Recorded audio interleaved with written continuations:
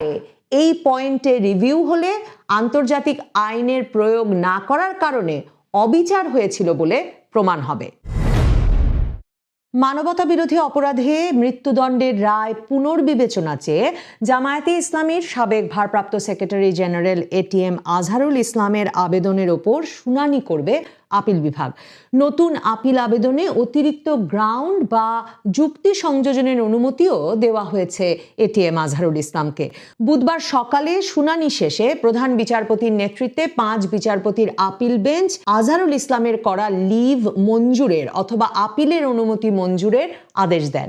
এই প্রথম মানবতা বিরোধী অপরাধের কোনো মামলায় রিভিউ আবেদনের পরিপ্রেক্ষিতে আবারও আপিল শুনানির আবেদন বা লিভ মঞ্জুর হলো।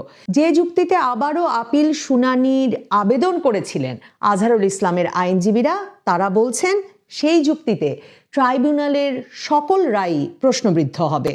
2014 সালের ডিসেম্বরে এটিএম আজহারুল ইসলামকে মুক্তিযুদ্ধের সময় মানবতা বিরোধী অপরাধের অভিযোগে মৃত্যুদণ্ড দিয়েছিল আন্তর্জাতিক অপরাধ ট্রাইব্যুনাল। ওই রায়ের বিরুদ্ধে তিনি আপিল করলে 2019 সালের অক্টোবরে ট্রাইব্যুনালের দেওয়া মৃত্যুদণ্ড বহাল রেখেছিল আপিল বিভাগ।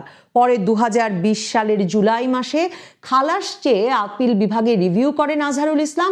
সেই রিভিউ আবেদনের শুনানি পেতে তাকে 5 বছর অপেক্ষা করতে হলো। গত 5ই আগস্ট শেখ হাসিনা ক্ষমতাচ্যুত হওয়ার পর সারা দেশে জামায়াতে ইসলামী প্রকাশ্যে রাজনৈতিক কর্মসূচি আবারও জোরে সোরে শুরু করতে পারে এবং ফেব্রুয়ারি মাসে জামায়াতে ইসলামীর নেতারা এটিএম আজহারুল ইসলামের মুক্তির দাবিতে সারা দেশে বিক্ষোভ প্রদর্শন শুরু করেন, লাগাতার কর্মসূচি ঘোষণার হুমকি দেন এবং জামায়াতে ইসলামীর আমির ডাক্তার শফিকুর রহমান বলেন জামায়াত নেতা এটিএম আজহারুল ইসলাম মুক্তি না পেলে তিনি 25শে ফেব্রুয়ারি স্বেচ্ছায় কারাবরণ করতে চান। এরই মধ্যে গত সপ্তাহের শেষে আজহারুল ইসলামের রিভিউ আবেদনটি অবশেষে শুনানির জন্য 24শে ফেব্রুয়ারি আপিল বিভাগের কার্যতালিকায় আসে।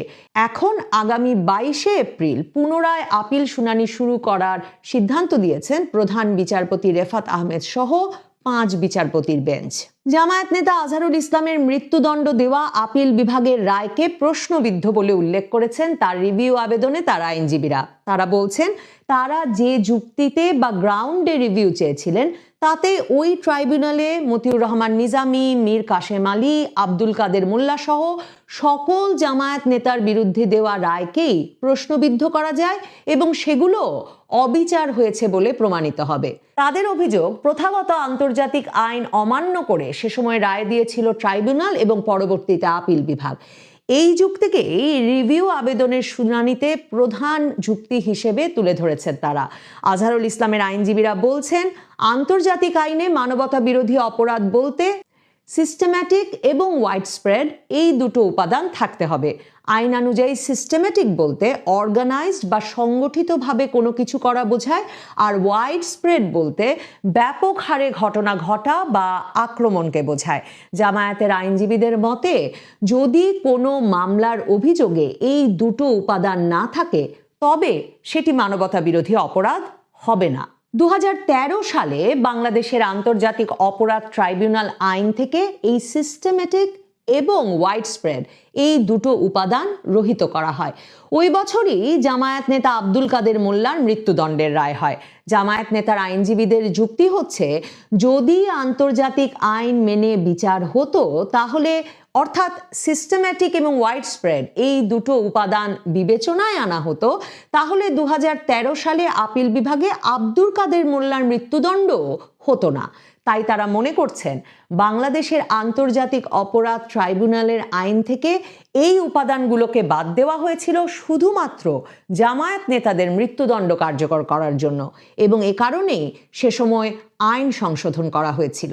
2014 সালের ডিসেম্বরে আজহারুল ইসলামের বিরুদ্ধে রায় দিয়ে আন্তর্জাতিক অপরাধ ট্রাইব্যুনাল বলেছিল রংপুরের বদরগঞ্জে গণহত্যা এবং কারমাইকেল কলেজে একজন শিক্ষকের স্ত্রী সহ 5 জনকে হত্যার অভিযোগ সহ 3টি অভিযোগে তারা ফাঁসি দিয়েছে আজহারুল ইসলামকে।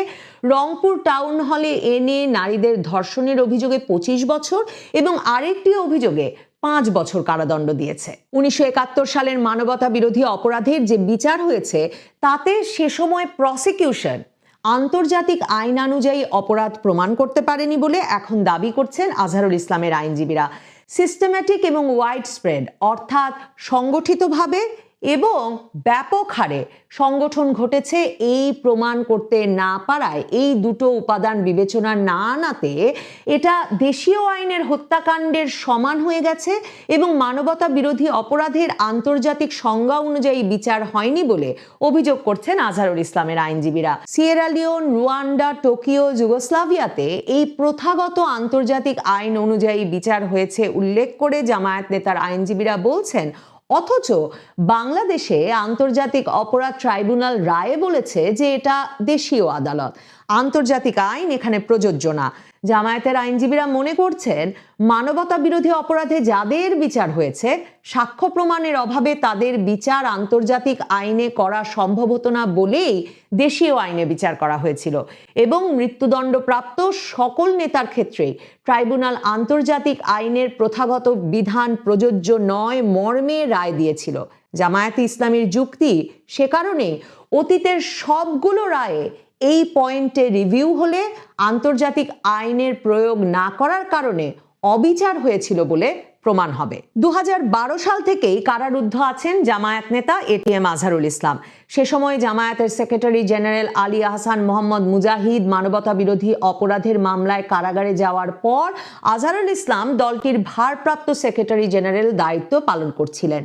জামায়াত ইসলামী বরাবর বলে আসছে, 2008 সালে শেখ হাসিনা সরকার ক্ষমতায় আসার পর 1971 সালের মানবতা বিরোধী অপরাধের বিচারের নামে এই আন্তর্জাতিক অপরাধ ট্রাইব্যুনালটি গঠনই করেছিল জামায়াতে ইসলামীর শীর্ষ নেতৃত্বকে সুনির্দিষ্টভাবে ধ্বংস করে দেওয়ার অভিপ্রায় নিয়ে। আন্তর্জাতিক অপরাধ ট্রাইব্যুনালের রায়ে জামায়াতে ইসলামীর সাবেক আমির মতিউর রহমান নিজামী, সেক্রেটারি জেনারেল আলী হাসান মোহাম্মদ মুজাহিদ, এম কামারুজ্জামান, কাদের মোল্লার ফাঁসি কার্যকর হয়েছিল।